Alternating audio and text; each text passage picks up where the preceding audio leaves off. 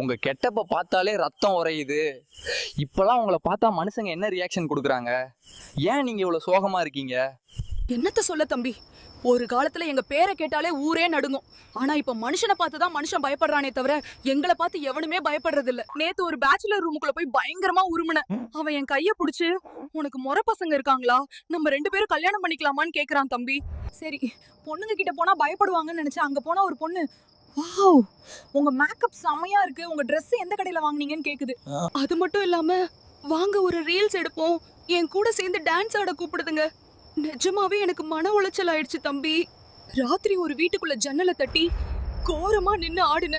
அங்க 2 வயசு பையன் எதையுமே கண்டுக்காம போன் நோண்டிட்டு இருந்தான். ஒரு காலத்துல 90s கிட்ஸ் எல்லாருமே லைட் அணைஞ்சாலே போர்வைக்குள்ள போய் ஒளிஞ்சுக்குவானுங்க தம்பி. இப்ப இருக்க குழந்தைங்க கேம் விளையாடுறதுலயும் யூடியூப் பாக்குறதுலயும் பிஸியா இருக்காங்க. சரி, அந்த பையனோட அம்மாவை பயமுறுத்தலான்னு போனேன்.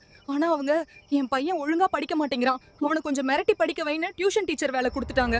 கடைசியா அந்த பையனோட அப்பா கிட்ட போய் ரத்த கண்ணீரோட நின்னு கத்துன தம்பி. அவர் என்ன பார்த்து, இஎம்ஐ லோன்லாம் இருக்கு, நீ வேற வந்து ஏமா என் டிப்ரெஷனை ஏத்துறன்னு அவர் கேட்ட கேள்வியில எனக்கே டிப்ரெஷன் ஆகி அவர் நினைச்சு அழ ஆரம்பிச்சிட்டேன் தம்பி. ஒரு காலத்துல உலகத்தையே நடுங்க வச்ச பேய் இன்னைக்கு எந்த நிலைமைக்கு தள்ளப்பட்டிருக்குன்னு. இனிமே யாராவது ராத்திரி நேரத்துல பேய பாத்தீங்கன்னா தயவு செஞ்சு பயப்படுங்க.